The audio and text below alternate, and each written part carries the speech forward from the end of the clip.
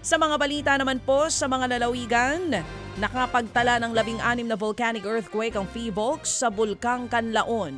Tumagal nga po ng 49 hanggang 84 na minuto ang mga nasabing pagyanig. Patuloy din sa pagbuga ng abo ang bulkan.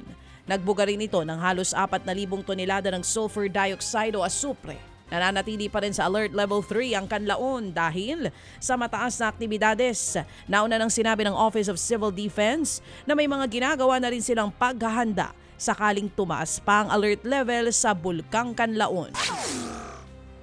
Dead on the spot ang isang lalaki matapos naman barili ng pulis sa loob ng pampasaherong bus dyan po sa Makilala, Cotabato.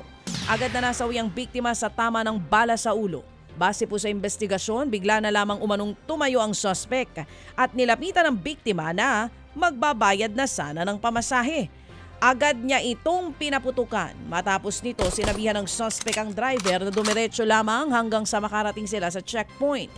Kinausapan ng suspect ang dalawang bantay na pulis saka bigla rin silang pinagbabaril. Tumakas po ang pulis pero nahuli rin kalaunan. Inatake daw siya ng kanyang anxiety kaya siya namaril. Dinala na sa punerarya ang bangkay ng biktima habang patuloy na nagpapagaling sa ospital ang dalawang binaril na pulis. Nakakulong naman ang suspect na mahaharap ngayon sa mga reklamong administratibo, murder at 2 counts ng frustrated murder.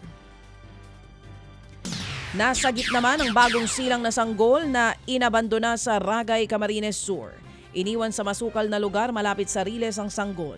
Naulanan pa nga po ang sanggol. Nasa pangangalaga na siya ng Municipal Social Welfare and Development Office ng Ragay.